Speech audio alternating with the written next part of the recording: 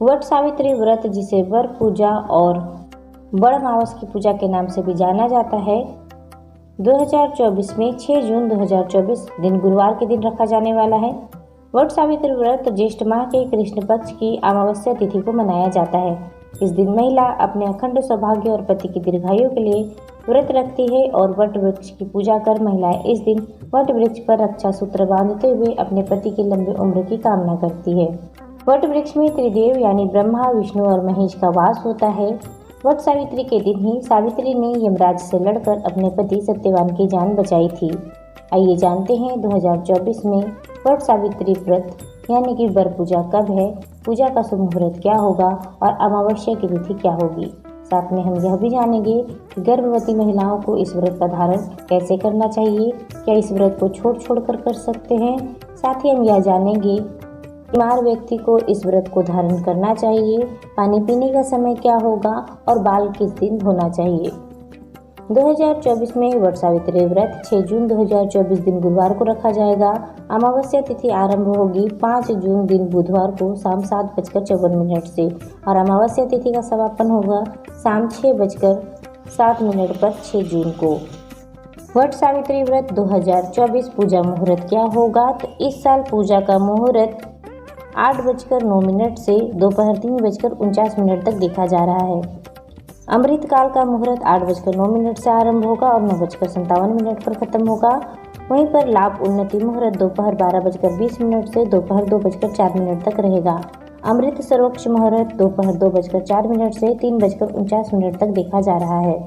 आइए जानते हैं 2024 में क्या इस व्रत को जो महिलाएं पहली बार रख रही है वह रख सकती है या नहीं। इस साल खरवास नहीं है, इसलिए 2024 में जिन महिलाओं को इस व्रत को पहली बार धारण करना है वह इस व्रत को रख सकती हैं। अब जानेंगे कि क्या बीमार व्यक्ति को इस व्रत को धारण करना चाहिए, क्या इस व्रत को छोड़ कर सकते हैं। अगर आपकी शारीरिक स्थिति सही नहीं है, आपका अभी ऑपरेशन हुआ है, आपकी तबीयत खराब है, आपका शरीर बहुत ही कमज़ोर है, तो इस व्रत को धारण ना करें, इससे आपके लिए समस्या उत्पन्न हो सकती है। वट सावित्री व्रत एक सरल व्रत माना जाता है। इस व्रत को आप छोड़ कर भी रख सकते हैं अगर आपका शारीरिक कंडीशन सही नहीं है तो।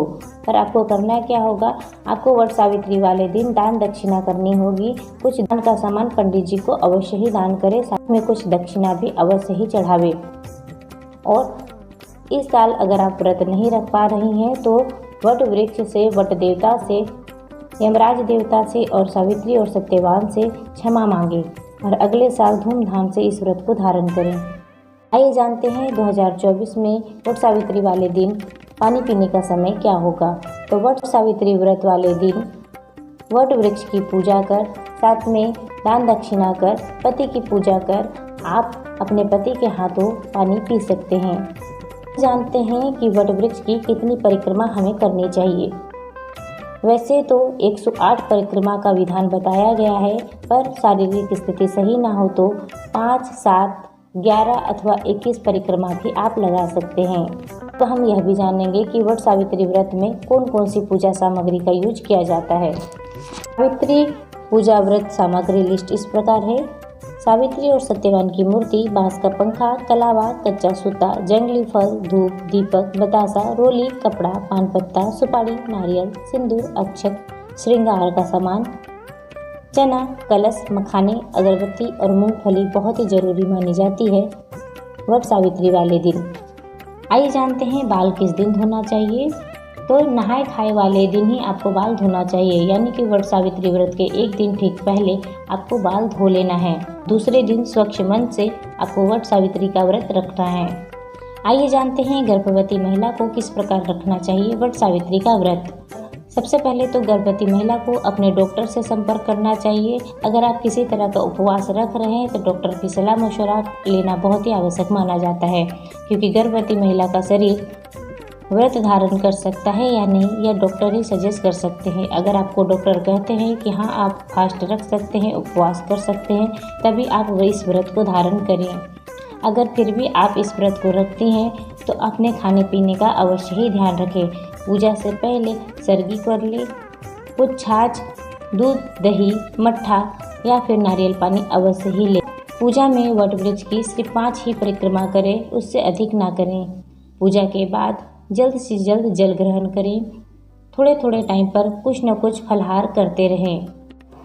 आइए जानते हैं मासिक धर्म यानी कि पीरियड में वट सावित्री व्रत कैसे रख सकते हैं। वट सावित्री व्रत वाले दिन ही अगर आपको पीरियड आया है तो आप इस व्रत को ना छोड़ें। अगर पूजा से पहले आपको पीरियड आया है तो आप व्रत धारण कर सकते हैं, पर आप पूजा नहीं कर सकते हैं।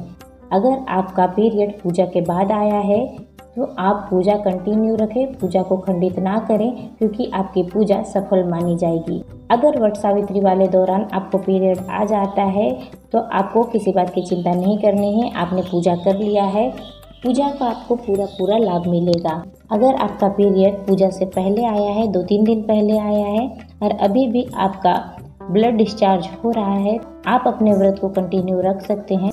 अगर आपका पीरियड पूजा से पहले आया है तो आप व्रत धारण करें, पूजा ना करें। आपके जगह पर आपके लिए पूजा आपके पति रख सकते हैं।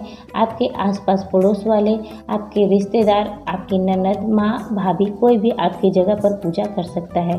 आपको आपके पूजा का पूरा लाभ मिलेगा। पूजा का कोई भी सामान आपको नहीं छूना है, पर आपको दूर से ही वट सावित्री व्रत की कथा पूरी की पूरी सुननी। अब जानेंगे कि पीरियड के कितने दिनों बाद आपको वट सावित्री व्रत पूजा करनी चाहिए। तो हर किसी का पीरियड टाइम अलग अलग होता है। किसी का पीरियड टाइम 1 दिन का होता है, किसी का 3 दिन का, किसी का 5 या किसी का 7 दिनों का।